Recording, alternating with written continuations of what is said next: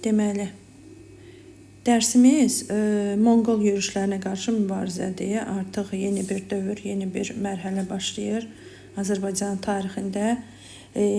Biz bilirik ki, ümumi tarix dərsimizdən biz bilirik ki, 1206-cı ildə 10 qurultayından sonra Monqol dövləti yarandı və Çingiz xanın başçılığı ilə. Həmin Çingiz xanın dövləti necə ki öz qonşu ərazilərini eyni zamanda Qafqaza da işğalçı yürüşlər etmişdi. Qafqaza, yəni Azərbaycanda daxilində bura yürüşlər etmişdi. İlk olaraq elə Monqol dövləti haqqında məlumat var dərsimizdə. Deyir 13-cü əsrin başlanğıcında Monqol dövlətinin yaranması və işğalları bütün şərqin, o cümlədən Azərbaycanın ictimai-siyasi inkişafına ciddi təsir göstərdi. 30 minlik Monqol ordusu 1220-ci ilin sonunda Subutay və Cəbənin, yəni Cəbə və Subutayın başçılığı ilə Azərbaycana yürüşə başladı 1220-ci ildə.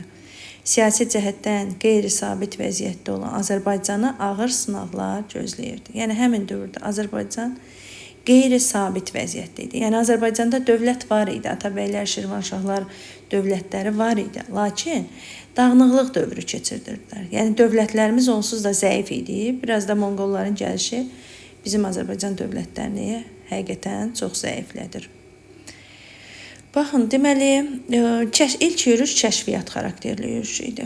Monqollar Mərkəzi Asiyanı ələ keçirəndən sonra, Mərkəzi Asiyanı da ələ keçiriblər 1219-21-ci illərdə.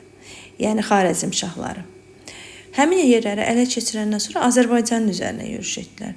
Çingiz xanın əmri ilə kəşfiyyat xarakteri daşıyan bu yürüş 1220-22-ci illərdə gerçəkləşdi. Yəni 1220-22-də kəşfiyyat yürüşünə başlayıblar Azərbaycana. Monqollar xalqımızın ciddi müqaviməti ilə qarşılaşdılar. Yəni biz elə o dəqiqə boyun əyib rahatçılıqla Monqollara tabe olmamışıq. Atabəy hökmdarı Özbək qaçıb gizlənsə də, deyir, bax fikir verin hökmdarımızın yəni qətiyyətsizliyi olub burada. Qaçıb gizlənsə də deyir, ayrı-ayrı şəhərlərin və vilayətlərin əhalisi silahlanaraq işğalçılarla. Yəni bax hökmdar özü başda durmasa da, bizim şəhər hakimlərimiz düşmənlə mübarizəni ciddi şəkildə aparıblar. Lakin bir şəhərimiz var ki, Təbriz şəhəri bu xərac verir. Həm Gəncə, həm əsasən Təbriz 3 dəfə deyir, bura basqın etdilər Təbrizə. Əhalinin ciddi müqaviməti ilə rastlaşdılar. Yəni açıq döyüş olmayıb. Şəhərin hakimi Şəmsəddin Tuğrayı qala divarlarını möhkəmləndirdi və müdafiəçilərin sayını artırdı. Ona görə də Monqollar Təbrizdən yalnız xərac alıb geri çəkiliblər. 1221-ci ilin yazında Monqollar Marağanı ağır mühasirədən sonra ələ keçirdilər. Marağa şəhərini, baxın uşaqlar, bax 1221-də Marağanı, yəni ciddi bir döyüşdən sonra ələ keçiriblər və şəhər əhalisinə divan tutdular. Daha sonra Ərdəbilə hücum etdilər. Şəhər əhalisi Monqolların 2 həmləsini igidliklə dəf etdi. Lakin heç bir yerdən kömək almadıqlarına görə şəhər müdafiəçilərinin qüvvəsi zəiflədi. Baxın, Marağa ciddi müqavimət göstərir, alınır 21-də. Ərdəbil çox ciddi müqavimət göstərir, lakin köməyi olmadığına görə Ərdəbil də Monqollar tərəfindən tutuldu. Hələ bu kəşfiyyat yürüşüdür, uşaqlar. Baxın, həmin dövrdə Ərdəbildə olmuş, deyir, ərəb tarixçisi Yaqut Əl-Həməvi yazmışdı ki, Monqollar şəhərdəki bütün kişi əhalisini qılıncdan keçirdilər. Düşmən daha sonra Səraba və Naxçıvana hücum etdi. Hər iki şəhər dağıdıldı.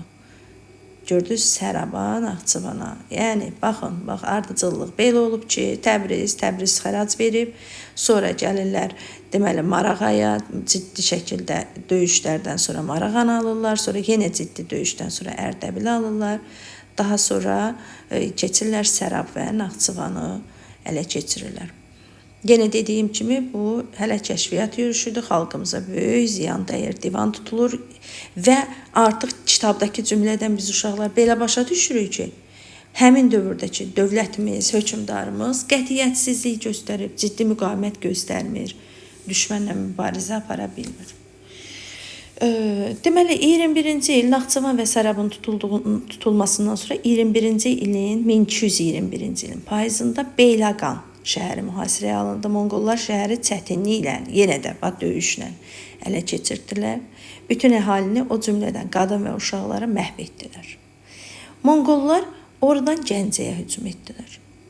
İndi baxın, Gəncə əhalisi o zamana qədər tez-tez Gürcü feodallarının basqınına məruz qaldığı üçün qala divarlarını və şəhər darvazalarını möhkəm qoruyurdular. Ona görə də Monqollar Gəncəni tutmaq fikrindən əl çəkdilər və təzminat, yəni bunlardan da xərac, vergi alıb geri çəkirlər. Deməli, uşaqlar, iki şəhərimizdən vergi alırlar. Biri Gəncə, biri də Təbriz şəhəridir. Təbriz 3 dəfə hücum olunur Təbrizə. 3 dəfənin üçündə də düzü ciddi qorunurdular, lakin xərac verməklə kifayətlənirlər.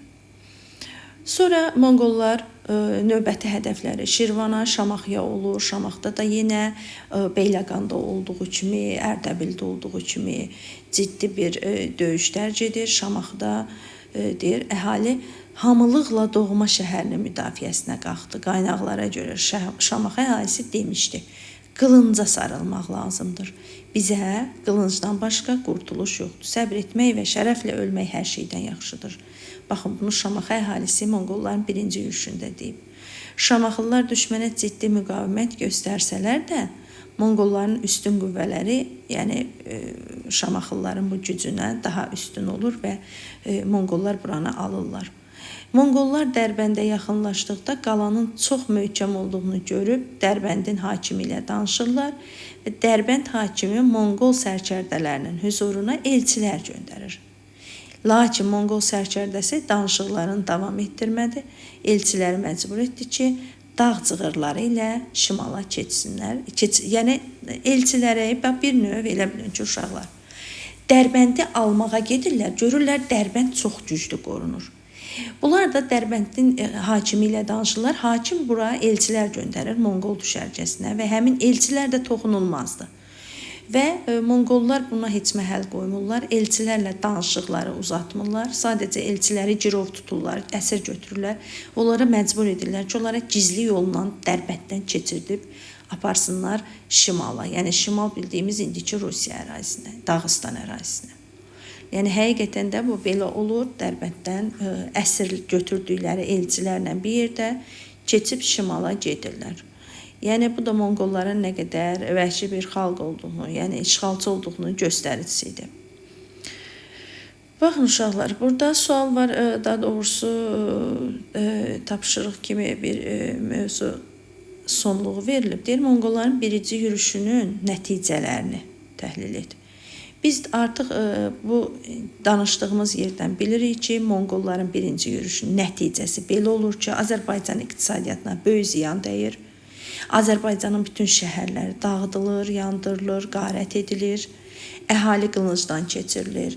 Görün, iki şəhərdən başqa ələ keçirdikləri, yəni hücum etdikləri bütün şəhərləri viran qoyub, Dərbənddən də şimala keçib gedirlər Rusiya ərazisinə. Davam edirik, deməli Azərbaycan ərazisinə Cəlaləddinin yürüşü. Xarəzmşah Cəlaləddin. Kim idi Xarəzmşah Cəlaləddin? Biz dərsin əvvəlində nə dedik? Dedik ki, Çingiz xan Mərkəzi Asiyanı aldıqdan sonra Azərbaycana yürüş eləmişdi.